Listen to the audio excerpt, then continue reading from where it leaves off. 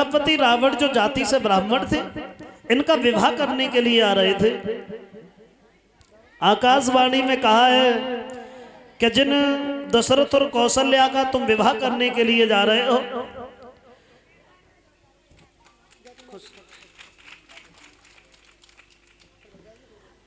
इन्हीं के पुत्र के द्वारा तुम्हारी मौत होगी।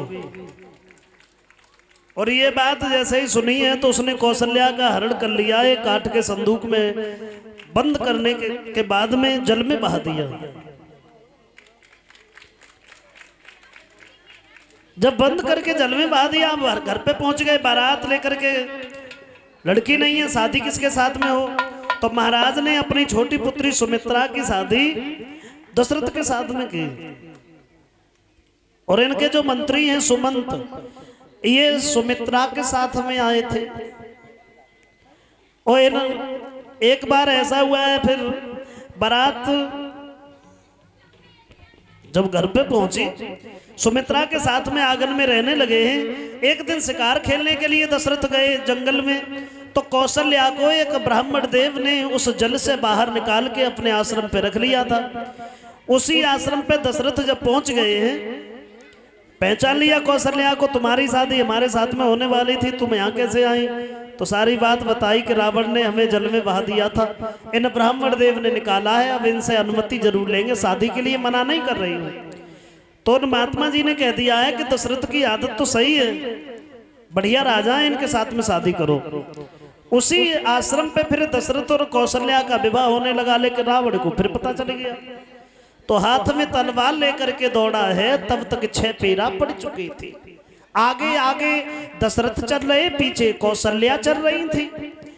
और जैसे ही रावण को देखा है तो दशरथ खुद पीछे हो गए, कौशल्या को आगे कर दिया। तब 7वां फेरा पड़ा, कलश वाली कन्याएं बाहर आ जाए। और तभी से हमारे हिंदू समाज में एक नियम बन गया, जब तक 6 फेरा पड़ते हैं तब तक तो लड़का आगे रहता है, और 7वें फेरे पे लड़का पीछे हो जाता है, लड़की आगे हो जाती है। और फिर वो लड़का जीवन भर उस लड़की के पीछे ही पीछे पीछे पीछे घूमता रहता है। रावण ने जैसे ही देखा है तो जवाब दिया है, अब नरेश दशरथ, अरे हम ये जानते थे कि तुम बड़े बहादुर हो, लेकिन आज पता चल गया कि तुम कायर कितने बड़े हो। एक स्त्री की होठ ली है तुमने, तो अब हम तुम्हें मारेंगे नहीं, लेकिन ये संकल्प करते हैं तुम्हारे अंश से कोई संतान पैदा नहीं होने देंगे। इतना कह के रावण चला गया।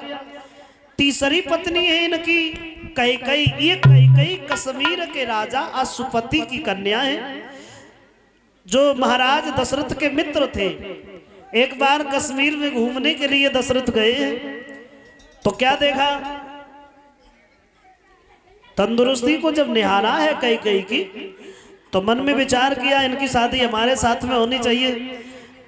तो दशरथ ने महाराज से कहा है कि प्रभु ऐसा करो, अपनी बेटी की शादी हमारे साथ में कर देते। तो बोले शादी तो कर देते दशरथ, लेकिन तुम्हारे घर में 2 पत्नियां हैं, अयोध्या का राज्य मिलेगा तो उनके बच्चों को। तो दशरथ ने कहा है कि महाराज तुम शादी करो, हम तुम्हारी पुत्री के पुत्र को राज्य देंगे। और तब शादी भई। शादी जब भई है, अब तो तीनों रानियों के साथ में महाराज रह रहे हैं। तब सुमित्रा के गर्भ से एक कन्या पैदा हुई दशरथ के अंश से, जिसका नाम शांता रखा गया, जो राजा रोमपाद ने गोद ले ली। और बाद में श्रृंगी ऋषि के साथ में शादी की। रावण को पता चला कि दशरथ के अंश से संतान पैदा हो रही है। उसने ब्रह्मा जी के नाम की तपस्या की है। ब्रह्मा जी जब सामने आए हैं तो दोनों हाथ जोड़ के वरदान मांग लिया, प्रभु दशरथ के अंश से कोई संतान पैदा नहीं हो। फिर धीरे धीरे धीरे धीरे शरीर पे चौथा पनाने में लग गया, घर में कोई संतान ही नहीं भई। तो एक दिन दशरथ बड़ा दुखी है, बहुत दुखी है महाराज दशरथ। तुलसीदास कहते हैं कि एक बार पर दशरथ मन माई, भई है गिलाने मोरे सूतनाई।